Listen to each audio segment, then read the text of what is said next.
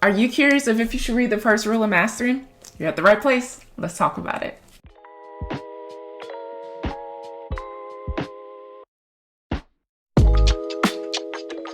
So this truly was a random pick purchasing this book. I was on the Harvard Business Review website and was looking at where they recommended books and saw this one on the list. I was curious because I felt like I had a bad habit of worrying about what other people thought of me for so many years that I didn't create or reinforce boundaries. So I wanted to know what this author, Michael Gervais, had to say about it. This book was surprisingly really good. So in this video, I'll give you a quick review of this book so that you can evaluate for yourself if you like to take the time to read it. Let's begin. First, let's look at some high-level info about the book itself. The book isn't too long of a book at all to me. It's 191 pages and 13 chapters long.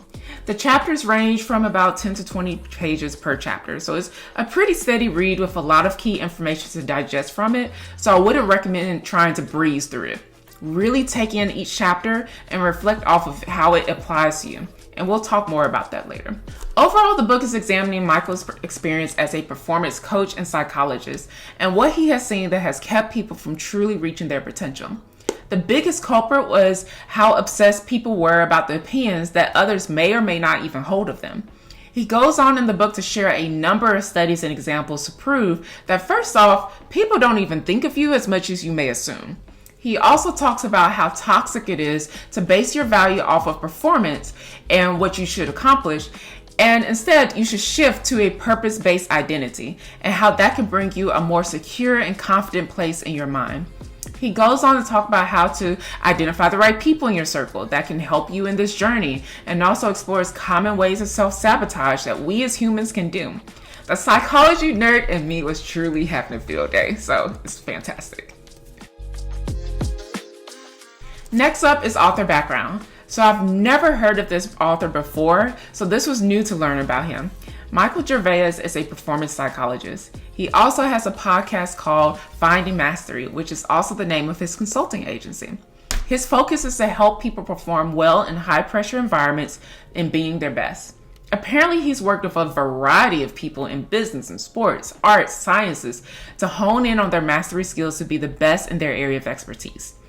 Something interesting from his bio is that he used to be a sports psychology consultant on the Seattle Seahawks team for 9 seasons, 2 of which they went to the Super Bowl and won in 2014. He's always worked on multiple Team USAs for the Olympic Games for summer and winter as a high-performance psychologist. He definitely has an impressive track record, and that's just a few of the things I read. From the look of it, he seems legit in knowing his research and how it can apply to help his clients. Moving on now to readability. Y'all know I will always be honest with y'all, so I'm going to give you a heads up that this book does have moments where it sounds like it's written from a researcher. And I mean, he is a psychologist, so no surprise there. But the thing is not that it's heavily loaded with jargon. I think the author sincerely did give an attempt to break things down well. Like, you could truly tell that he was putting a genuine effort in making it plain. But there are a few chapters where my eyes kind of crossed a little and I had to push through. I'm not going to lie to you. I want to be honest.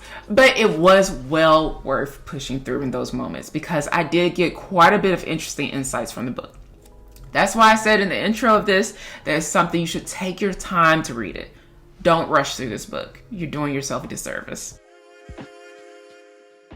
Last rating is the balance of teach versus theory. Haven't come up with better names, so let me know in the comments if you do know of one.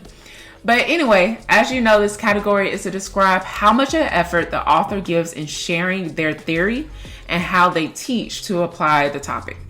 So if I had to put in percentages, I would say it's 70% theory and 30% teach.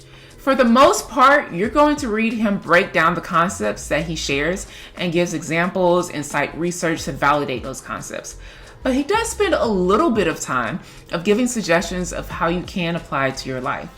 However, if you want more in-depth instruction of the how, apparently he sells a 7-module e-learning course on his website to help you with grasping the takeaways.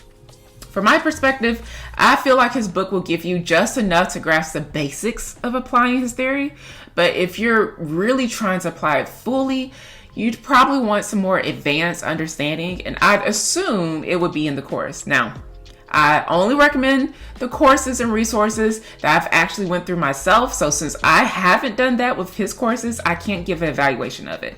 All I can say is that at least the book will give you a taste of how you can start making improvements and mastering your craft. One of these days, I might expand my reviews to online classes as well, because as an instructional designer, I am a stickler about doing right by people if they're going to pay money for a course. So I don't know. Something to think about. Let me stay focused. Okay. All right. So that's my take of the first rule of mastery. If you're looking for something that can help you get into that right mindset to begin your process and becoming your best confident self, this book will help you get started. It really made me analyze how I looked at myself and my journey and improving my skill set, and how I may be getting in my own way by overthinking what others may think of me in the process. Even with doing this, YouTube and Instagram and TikTok, this is so out of my comfort zone. But it helped me to remember that my purpose in doing this is just because I love to learn and help other people learn new things too. Yeah, it's in front of a camera, but I don't want to regret not trying this later just because I was nervous about what other people would say about me. So I'd highly recommend, if your paranoia of what others will think of you is stopping you from achieving a goal or even trying, take some time and read this book. It'll challenge you to adjust your mindset about it and hopefully help you build up the courage in you to just go for it. Go get the book, then let me know what you got out of it. If you haven't already, check out my shorter videos that explore some of my favorite takeaways in detail if you'd like to learn more about the book. Subscribe and turn on the bell for notifications so that you'll be alerted of whenever future videos are posted, and I hope to see you in the comments. Thanks for watching and happy reading.